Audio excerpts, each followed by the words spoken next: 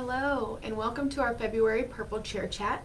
My name is Katie Blackburn, and my pronouns are she, hers. I am the Executive Director of Jana's campaign, and this Purple Chair Chat will be focusing on National Teen Dating Violence Awareness Month, which takes place during the month of February each year. Purple Chair Chats are live conversations instilling the knowledge, skills, and values necessary to prevent gender and relationship violence. We use these discussions to raise awareness, engage bystanders, promote healthy and respectful relationships, and encourage the development of new social norms. Before we get going today, I do want to mention that I'll be discussing difficult topics regarding gender and relationship violence that may be overwhelming or triggering for some. Please do whatever you need to take care of yourself. If you are in need of resources or services and you do not know who your local advocates are, please feel free to reach out to Jana's campaign and we will do our best to put you in contact with the right people. Below in the comments you will see a few resources that are available: RAIN.org, thehotline.org, as well as domesticshelters.org. One more thing before we jump into raising awareness of teen dating violence. There are multiple resources that I use today for today's Purple Chair Chat, and I definitely want to give credit for their work.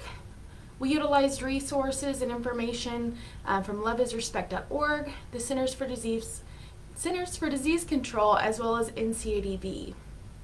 So why is this important to talk about? We always find it necessary and valuable we always find it necessary and valuable to discuss why each of the topics we highlight in these Purple Chair Chats are relevant and significant. With February being National Teen Dating Violence Awareness Month, we thought it was the perfect time to focus on this topic. I'm going to go through a handful of eye-opening statistics to help put the gravity of this issue into perspective. 1 in 3 teens in the United States will experience physical, sexual, or emotional abuse from someone they're in a relationship with. And nearly half, so 43% of college women report experiencing violence or abusive dating behaviors. Nearly 1 in 11 females and approximately 1 in 14 male high school students report having experienced physical dating violence in the last year. Along with 1 in 8 and 1 in 8 female and 1 in 26 male high school students report experiencing sexual violence within the last year.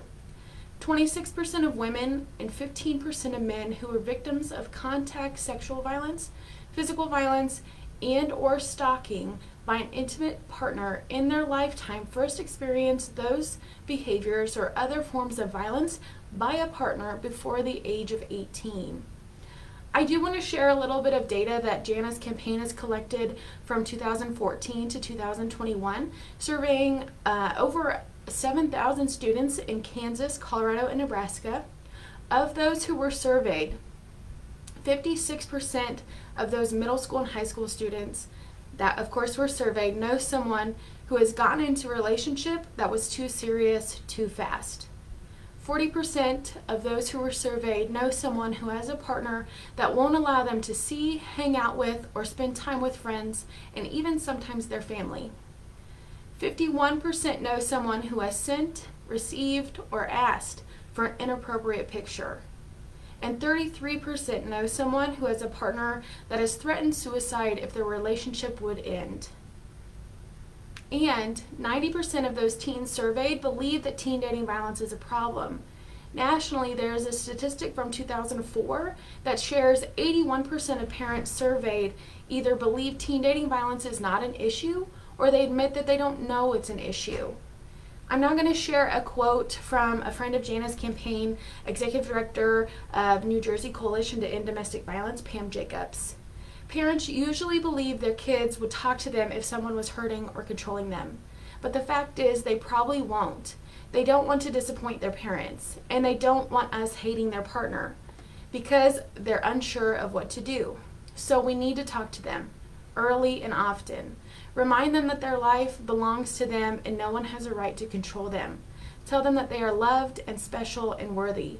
Tell them that a healthy relationship feels free in their life and helps their life get even bigger and better.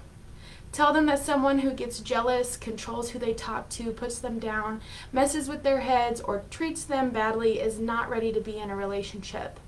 Tell them that it's okay to love someone, but no, it's not safe to be with them. Tell them that love should feel like a cheerleader and not a warden. Most of all, tell them you love them and that they can talk to you about anything and truly mean it. More important than anything you tell them is how often you listen. So, diving into the background of National Teen Dating Violence Awareness Month, it officially came to be in 2005.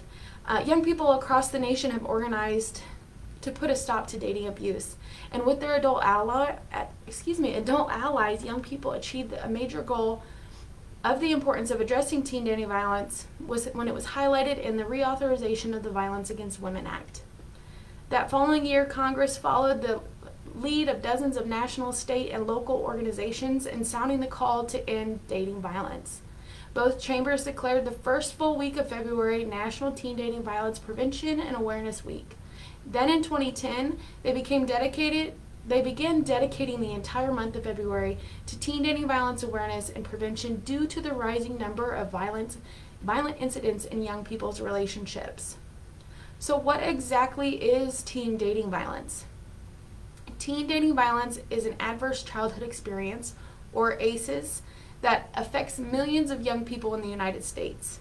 ACEs are potentially threatening and traumatic life events that occur before a child reaches the age of 18. Such experiences can interfere with a person's health, their opportunities, and the stability throughout his or her lifetime, and can even affect future generations. Dating violence can take place in person, online, as well as through technology. And it typically occurs in the following behaviors. Physical violence, when somebody tries to hurt their partner by hitting, kicking, slapping, spitting, using really any kind of physical force. Sexual violence, so forcing or attempting to force a partner to take part in a sexual act or sexual touching when that partner does not or cannot give consent.